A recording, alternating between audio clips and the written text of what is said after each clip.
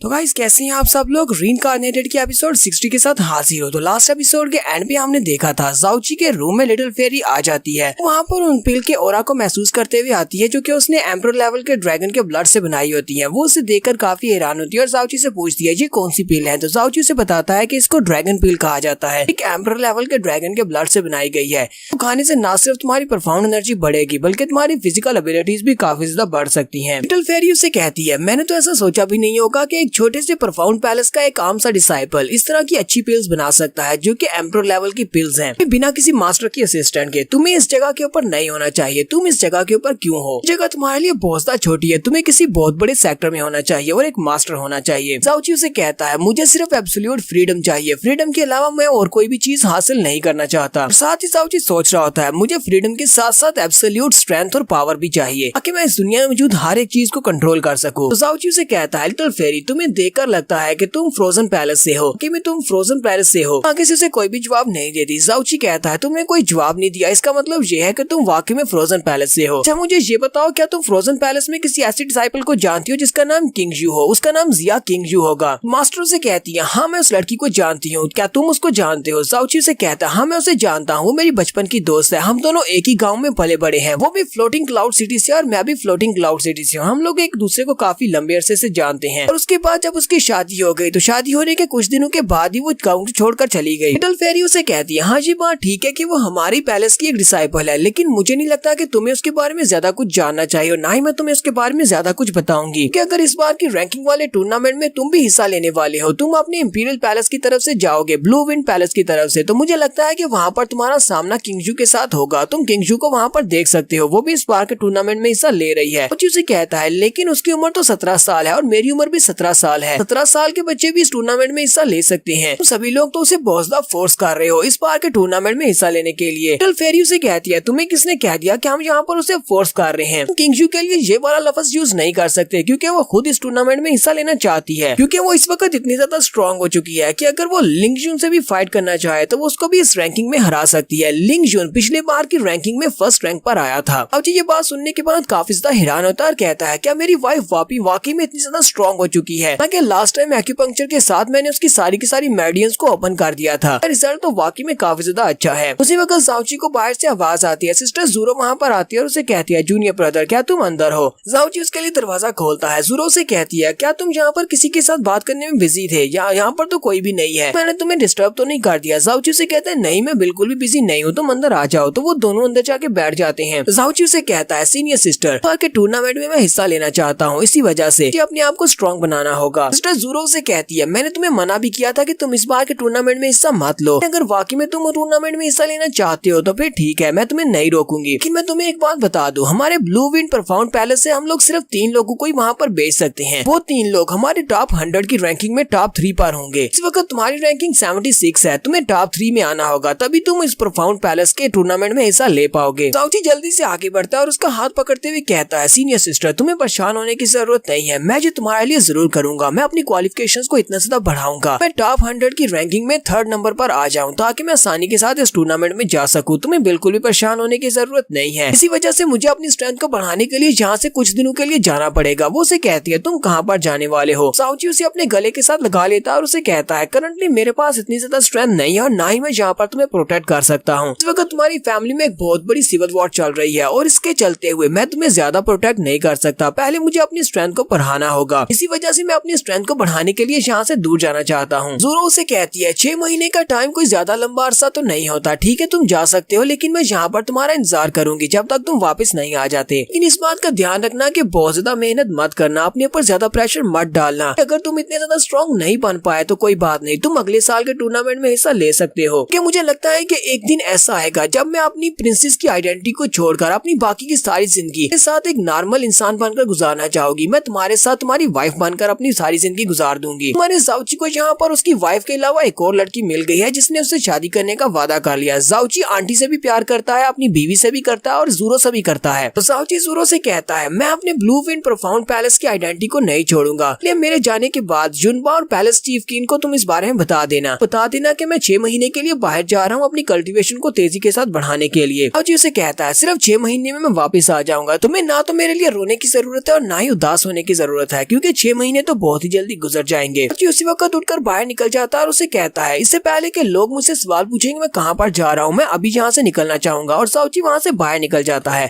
जाओची चलता हुआ जा रहा होता है कि लिटिल फेरी रास्ते में आती है और उसे कहती है तो तुमने उसे अचानक से छोड़कर जाने का फैसला क्यों किया है? तुम्हारा प्लान क्या है? तुम कहाँ पर जाने वाले हो? जाओची रुक जाता है और उसे सामने की तरफ इशारा करते हुए कहता है मैं वैली ऑफ डेथ की तरफ जा रहा हूँ जहाँ पर बहुत सारे परफाउंड बीस्ट होते हैं। इन सारे परफाउंड बीस्ट को मारकर मैं अपनी परफाउंड एनर्जी को बढ़ा सकता हूँ। तुम्हारा जाओची वैली ऑफ डेथ में पहुंच जाता है और वहाँ पर जाने के बाद उसका सामना बहुत सारे परफाउंड बीस्ट के साथ होता है क्योंकि ये वैली ऑफ डेथ है और जहाँ पर बहुत सारे परफाउंड लेवल के बीस्ट हैं। सारे बीस्ट इसके ऊपर अटैक करते हैं और ये उन सभी को मारकर एक्सपीरियंस को बढ़ा रहा है। जैसे जैसे वो बीस्ट को मारता जाता है उसकी एनर्जी बढ़ती जाती है। जाओची कहता है वैली ऑफ बीस्ट के कोर में यहाँ पर एक बहुत ही सिमिलर सा ऑरा है। ऐसा ऑरा मैंने पहले भी महसूस किया है जब मैंने डिवाइन फीनिक्स के उस टेस्ट को पास किया था। उसके ट्रायल ग्राउंड में भी इस तरह का डिवाइन ऑरा था और यहाँ पर भी स्कोर के सेंटर में भी वैसा ही हो रहा है। कहीं ऐसा तो नहीं है कि यहाँ पर भी किसी डिवाइन गॉड का कोई ट्रायल ग्राउंड है? जाओची कहता है मैं काफी दिन से यहाँ पर आगे की तरफ बढ़ता जा रहा हूँ। मेरे पास काफी सारी मेडिसिनल पिल्स हैं जिनको इस्तेमाल करते हुए मैं दोबारा से अपनी परफाउंड एनर्जी को रिकवर कर लेता हूँ। यहाँ की सिचुएशन काफी ज्यादा क्रिटिकल है। यहाँ पर बहुत सारे ऐसे परफाउंड बीस्ट हैं जो कि काफी ज्यादा स्ट्रॉन्ग है। जैसे जैसे मैं कोर की तरफ आगे जाता जा रहा हूँ वैसे वैसे यहाँ पर जितने बीस्ट निकलते हैं उनकी स्ट्रेंथ पहले से बढ़ती जाती है। इस वक्त वहाँ पर एक बड़ा सा फैल्कन निकलता है, वो भी काफी ज्यादा स्ट्रॉन्ग होता है। फैल्कन उसके ऊपर अटैक करने के लिए आगे बढ़ता है तो जाओची अपनी तलवार को घुमाते हुए उसके ऊपर अटैक करता है लेकिन वो उसके अटैक को अवॉइड कर लेता है और जाओची के ऊपर अपने पंजे से अटैक करता है। वो उसके कपड़ों को फाड़ देता है। साथ ही उसके पंजे में जाओची के गले में जो लाकट होता है जो कि उसके पेरेंट्स की आखिरी निशानी है वो उसके पंजे के साथ अटक जाता है और वो ईगल फैल्कन जो भी है वो उसके इस लाकट को लेकर वापस से उड़ना शुरू कर देता है। जाओची इस बात से बहुत ज्यादा हैरान होता है और कहता है वो तो मेरे पेरेंट्स का दिया हुआ पेंडेंट अपने साथ ले गया। ये मेरे पेरेंट्स की आखिरी निशानी है जिससे मैं अपने पेरेंट्स को ढूंढ सकता हूँ, को खो नहीं सकता। वो चिल्लाकर कहता है लिटिल फेरी प्लीज मेरी हेल्प करो इस फैल्कन को पकड़ने में ताकि इसके पास से मैं उस पेंडेंट को वापस ले सकूं। इसके बाद मैं तुम्हारी हेल्प नहीं मांगूंगा, प्लीज इस बार मेरी हेल्प कर दो। अगर तुमने मेरी हेल्प कर दी तो इसके बाद मैं तुम्हारी 5 मेरिडियंस को ओपन कर दूंगा। अगर मैं यहाँ पर अपने इस प्रॉमिस को पूरा नहीं कर पाया मेरा काम पूरा होने के बाद फिर तुम मेरे ऊपर एक सिंगल अटैक करके मेरी जान भी ले सकती हो। मैं इस बात में तुम्हें कुछ भी नहीं कहूंगा। इसी वक्त लिटिल फेरी वहाँ पर अपीयर होती है और उसे कहती है ठीक है मैं तुम्हारी हेल्प करती हूँ। लिटिल फेरी उसे अपने साथ अपनी आइस के ऊपर बिठा लेती है और वो दोनों बड़ी स्पीड के साथ उस ईगल का पीछा करते हैं। जाओची उसे कहता है क्या तुम अपनी स्पीड को और ज्यादा नहीं बढ़ा सकती? हमें उसका पीछा करना ही होगा, वो हमारे काफी ज्यादा करीब है। लिटिल फेरी जाओची से कहती है मेरी स्पीड बस इतनी ही सी है। वो एक स्टॉर्म हॉक है और वो इस स्काई का किंग है, इसी वजह से उसकी स्पीड मुझसे ज्यादा है, मैं उसका पीछा नहीं कर सकती। जाओची उसे कहता है लिटिल फेरी प्लीज कुछ करो, अपनी स्पीड को बढ़ाओ क्योंकि वो पेंडेंट मेरे लिए बहुत ज्यादा जरूरी है, मुझे उस पेंडेंट को वापस हासिल करना ही पड़ेगा। लिटिल फेरी उसे कहती है चलो ठीक है तुम्हें परेशान होने की जरूरत नहीं है, हालांकि मैं इस वक्त अपनी लिमिट पर हूँ, मैं इससे ज्यादा अपनी स्पीड को तो नहीं बढ़ा सकती लेकिन मेरा स्टेमिना उससे ज्यादा है। इतनी जल्दी वो किसी जगह के ऊपर लैंड करेगा वक्त हम लोग उसके करीब पहुंचकर उसके पास से वो पेंडेंट ले लेंगे। नेक्स्ट सीन कुछ घंटों के बाद का दिखाया जाता है। जाओची लिटिल फेरी के साथ डेथ वैली के कोर के करीब पहुंच जाता है। जैसे वो लोग वहाँ पर पहुंचते हैं लिटिल फेरी जाओची से कहती है हम उसके बहुत ज्यादा करीब पहुंच गए, वहाँ पर देखो वो नीचे गिर चुका है। तो जैसे ये लोग आगे बढ़ रहे होते हैं उसी वक्त उनके ऊपर साइड से अटैक होता है। फेरी अपनी आइस शील्ड को यूज करते हुए उसके अटैक को ब्लॉक करती है लेकिन वो अटैक बहुत ज्यादा पावरफुल होता है। वो सामने की तरफ देखती है तो सामने एक बड़ा सा ड्रैगन होता है और दूसरी तरफ भी एक बड़ा सा ड्रैगन होता है। मोली चिल्लाकर जाओची से कहती है यहाँ पर तो 2 बड़े बड़े ड्रैगन्स हैं, ये दोनों फ्लड ड्रैगन्स हैं, ये अपनी स्काई परफाउंड ड्राम के पीक पर हैं। नहीं तुम और ना ही ये लड़की, तुम दोनों मिलकर भी इनका मुकाबला नहीं कर पाओगे, इसलिए जल्दी से जल्दी यहाँ से भागो, इस लड़की को यहीं पर छोड़ दो ताकि ये तुम्हारे लिए टाइम बाई कर सके। ये इन दोनों ड्रैगन्स को यहाँ पर रोका रखेगी, उस वक्त तुम यहाँ से भाग जाना वरना तुम नहीं भाग पाओगे, तुम मारे जाओगे। तबके जाओची सोच रहा होता है इस तरह की खतरनाक सिचुएशन में मैं लिटिल फेरी को यहाँ पर अकेले छोड़कर कैसे जा सकता हूँ, हम दोनों यहाँ पर एक साथ आए और इसने मेरी कितनी हेल्प भी की है। वो ड्रैगन बात भी करते होते हैं। वो ड्रैगन अपने मुंह में एनर्जी को इकट्ठा करता है और कहता है तो जहाँ पर फिर से कोई और इंसान आ गया है हमारे ड्रैगन गार्ड के ट्रेजर को गंदा करने के लिए, तुम लोगों को यहाँ पर मरना पड़ेगा। जैसे वो ड्रैगन अपने मुंह से एनर्जी बीम को रिलीज करते हुए उनके ऊपर अटैक करता है। लिटिल फेरी जाओची को अपने उस बड़े से आइस शील्ड के ऊपर से नीचे गिरा देती है और कहती है तुम तो अपनी जान बचाओ, तुम यहाँ से जाओ, मैं इसको यहाँ पर ब्लॉक करके रखती हूँ। जाओची ऊपर से नीचे की तरफ गिर रहा होता है और उसी का नाम पुकार आता है कि ये तुमने क्यों किया, तुमने मुझे नीचे क्यों फेंक दिया। तो जाओची ड्राम से करके ग्राउंड के ऊपर आकर गिरता है। वो अपने आसपास देखता है, वहाँ पर वो ईगल हाक पड़ा हुआ दिखाई देता है जो कि वहाँ पर गिरा पड़ा होता है और उसके पंजे में उसका पेंडेंट भी होता है। जाओची उठकर आगे बढ़ता है और उसके पास से अपने पेंडेंट को ले लेता है। उसे कहती है अब जबकि तुम्हें यहाँ पर तुम्हारा पेंडेंट मिल गया है जिसको लेने के लिए तुम यहाँ पर आए थे, चलो जल्दी से यहाँ से निकलो। यहाँ पर रुकने का मतलब ये है कि अपनी मौत का इंतजार करना। वो लड़की उन ड्रैगन्स के साथ फाइट कर रही है और उनको बिजी रखा हुआ है। जाओची ऊपर की तरफ देखता है तो लिटिल फेरी उन दोनों ड्रैगन्स के साथ अकेले फाइट कर रही होती है। जाओची मोली से कहता है मैं ऐसा नहीं कर सकता, उसने यहाँ पर अपनी जान को खतरे में डाला है, मैं उसको यहाँ पर अकेले छोड़कर नहीं जा सकता, मैं उसकी मदद करने के लिए जा रहा हूँ। तो यहीं पर हम लोग अपनी एपिसोड 60 का एंड करेंगे। इस एपिसोड में देखेंगे क्या ज़ाओची लिटिल फेरी को ड्रैगन से बचा पाएगा, क्योंकि वो ड्रैगन्स बहुत ज्यादा पावरफुल है। एपिसोड की एक्सप्लेनेशन अच्छी लगी हो तो कमेंट करके जरूर बताइएगा। चैनल को सब्सक्राइब कर दें, वीडियो को लाइक और शेयर कर दें। शुक्रिया।